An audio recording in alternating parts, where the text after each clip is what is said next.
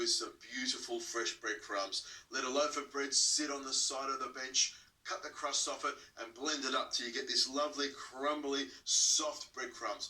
In my part of the world, cherries are everywhere at Christmas time, and I've got these beautiful cherries here, taking the pips out. I'm not even going to cut them up. I'm going to put them in whole into my stuffing. I want the cherries, when they cook, to soften up and the juices to leach out into the breadcrumbs. And these, I picked these up in my local delicatessen, dried cranberries. That's the flavour of Christmas. In they go. It's about a quarter of a cup, maybe even half a cup here. And for a bit of sweetness, because everything should be sweet at Christmas time, shouldn't it?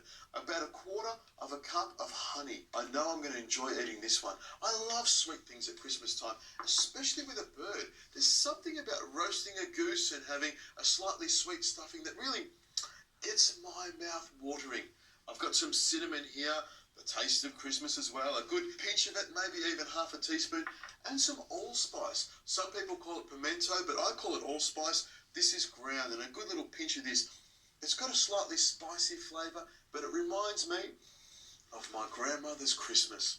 I've got some continental parsley here, and cut the stalks off. I'm just going to give this a rough chop, and it's even a little bit of stalk here. But by the time this goose is cooked, the parsley will be nice and soft and give it a lovely fresh flavour. And we all like a little bit of green in our stuffing. Chives. Lovely fresh chive battens. I'll cut these into nice little pieces. They don't have to be very fine at all.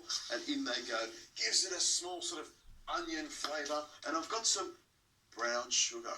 Like I said before, the honey is nice and sweet, but this will make it really sweet. With the cherries as well, a quarter of a cup of brown sugar will do. Some fresh thyme. I'll give that a quick rough chop like that. Plenty of herbs. You can use whatever herbs you want. It doesn't really matter. Now over here, I've got in my pan here some onions, some celery, and some carrot that I've blended up so it's nice and fine. I reckon having some vegetables in my stuffing gives it a great flavour. What I did is I put it onto the stove with a big knob of butter and sweated it down until it gives off a lovely flavour. A little bit of salt and pepper in there, and I've let it cool down a little bit. Into my stuffing it goes. This is the healthy bit. Well, it's all healthy, isn't it? Except for maybe the sugar. But I love putting vegetables into my stuffing. A lot of stuffings that you get are often full of meat, and I reckon a lighter stuffing like this really gives it flavour and is not too heavy. You know, at Christmas time, everyone eats so much, so I reckon if you can lighten a few things up, it'll make it so much more enjoyable.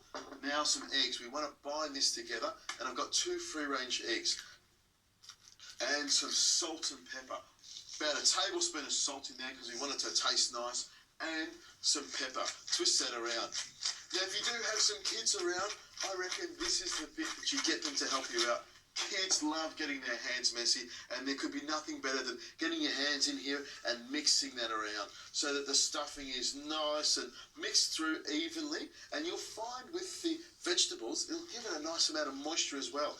Now, this is the best part of cooking. You have to taste things as you go along just to make sure that things taste the way they should.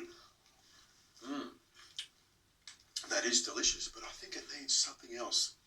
Maybe a little bit of alcoholic beverage. Brandy, probably a shot or 2 in there. Might save a bit for later on. Or I should taste it to make sure there's nothing wrong with it. Nothing wrong with that. Now, normally, you would stuff this into the cavity of the bird, but I'm going to do something a little bit different. I'm going to bone out the goose and then stuff it. So when I've roasted it and I'm ready to carve it, there'll be no bones to get in the way. It'll just be meat and stuffing. What could be wrong with that? Around the world, there are many traditional Christmas dishes, but the most common by far is roast turkey. Roast turkey is delicious, but with so many beautiful birds out there, why stay monogamous? I say, mix it up at Christmas.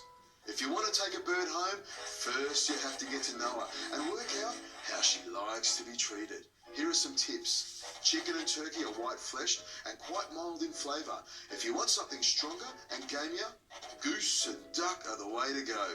The trick with all poultry is to crisp up the skin, and you do that with plenty of salt, a light rub of olive oil and a hot oven.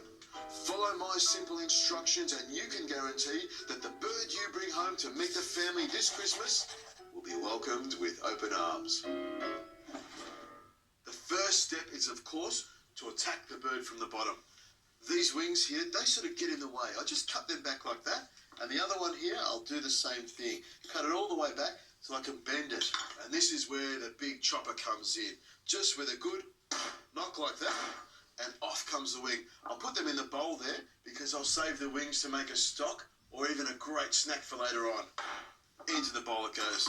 Now I'll turn my goose back over again. This is what we call the parson's nose, and this is the neck. With a sharp boning knife, I cut all the way down the spine here like this.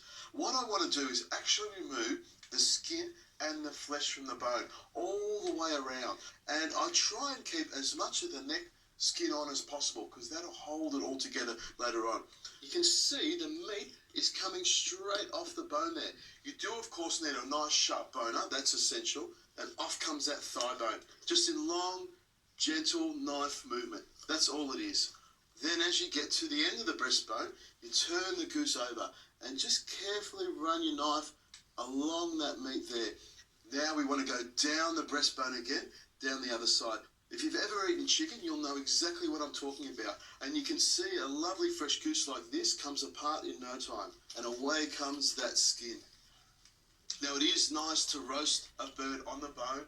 The meat is always sweetest on the bone. But for me, boning it out like this means that when it comes to carving, it's just a quick and easy carve and all the meat comes off with all the stuffing and everyone gets the same piece. Off comes the body. The wings and the body and the bones will all go into a stock. I'll just remove the wing bones and the leg bones and this will be a boneless goose. Out it comes there like that.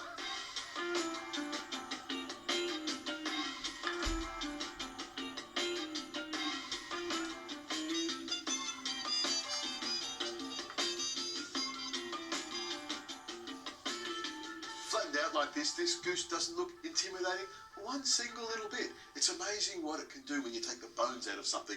Now it's flattened out like this, with the skin on the bottom, the meat on the top, and you'll notice that the goose meat is quite dark, very much like venison or beef. A little bit of salt on top because meat loves salt and salt loves meat, and just because it's Christmas doesn't mean we should have any less salt in our diet. Black pepper. Make sure you get plenty of black pepper all over the goose. You don't want anyone to miss out. Now for the stuffing. The easiest way is to grab some of the stuffing with your hand and pop it into the middle. Just give it a bit of a smooth and a pat down so it holds together. You don't want it coming apart. As this cooks, the egg will help to bind it together and all the moisture will set. It'll be a firm stuffing. I just pull one side over and then the other side. And to hold it all together, I've got one of these skewers. Just push it through the skin. Push it all the way through to the end. I want to use the skewer to hold the bird together while I tie it. One last little push. Look at that. A little bit of stuffing coming out of the end there, but don't worry, we'll get that later. And over we go. Push the stuffing back in to make sure it holds. And that looks perfect. No bones in it, just goose flesh and skin on the outside, just to hold it together. I've got some butcher's swine here, tie a knot in the end, so it stays firm and stays in the right shape as it roasts. And I put it around the neck here like this. You don't need to tie this part too tight, and then I just tie it around. You could, of course, just tie individual knots, but with a little flick of the wrist like this, you can turn it around and you've got a great knot that just holds it all together, and you can do it with one length of string. Another little twist. Not too tight because you don't want to squeeze any of the stuffing out while it roasts. You just want it firm enough so it stays one nice even shape and cooks very, very evenly. Now you're probably thinking I can see a bit of that stuffing, but don't worry, that stuffing will stay together. One little knot down the end here and that'll just hold everything in there. Beautiful. And this little piece of stuffing will caramelise in the outside. That's the piece you grab first. Off comes the string. Pop that over there and give my hands a little white. It looks great just the way it is, nice and even. Now it's time to roast it. I've got an oven tray here with a wire rack on it. A good drizzle of olive oil on the outside. And of course, as I'm bringing it over, I'll rub it all together to make sure that olive oil gets into every single nook and cranny. Some salt on the outside. And of course, a twist of pepper. This is going to roast in the oven for about an hour at about 180 degrees Celsius. Now, you're thinking, Richard, what about that leftover bit of stuffing? You're not going to sit there with a spoon and eat that by yourself, are you? I've got some aluminium foil here with some greaseproof paper, and I'll just rub a little bit of butter on the outside there, and my stuffing. I would love to just sit here with a spoon eating the rest of this, but stuffing is to be shared by everyone. And you know what? When you're stuffing birds or whatever you're stuffing, there's always a little bit left over. And I reckon when you roll it up like this, just around the outside like that, and then in foil to hold it all together, and about halfway through cooking the bird, I throw this in next to it. It cooks and it gets a great flavour to it. And you know what? I reckon it looks like a Christmas bonbon, don't you think?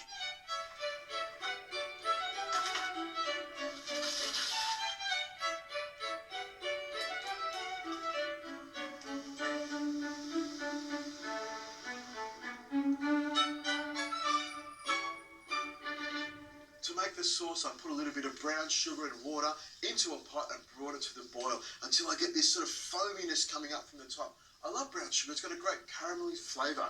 Now, into my pot, I'm going to put some pitted cherries. Be careful because caramel is very, very hot. You don't want to burn yourself. You can hear that starting to sizzle now. Give that a bit of a stir around. The heat of the caramel will cook the cherries and soften them up so they become part of a beautiful, sweet cherry sauce. I'm going to put a bit of brandy in there. Oh, about a quarter of a cup. Hear that sizzle? That's all going to stew away. And if I turn that on the side, you'll see a little bit of flame coming up the top there like that. That flame will burn off the bitterness of the alcohol. Just let that go for another 20 seconds or so till the flame dies away. It might be a good idea to have a fire extinguisher handy. Or, if you think it's getting out of hand, quite simply pop a lid straight on the top and turn the heat off. There we go. Then add a little bit of goose stock that I prepared a little earlier. Pour that in there. Now, don't you think a sauce like this with the cherries, the sweetness, the goose stock, all reduced down with maybe a little bit of butter will make a great sauce to go with the goose. And I reckon a little bit of sweetness and brandy goes with any Christmas feast.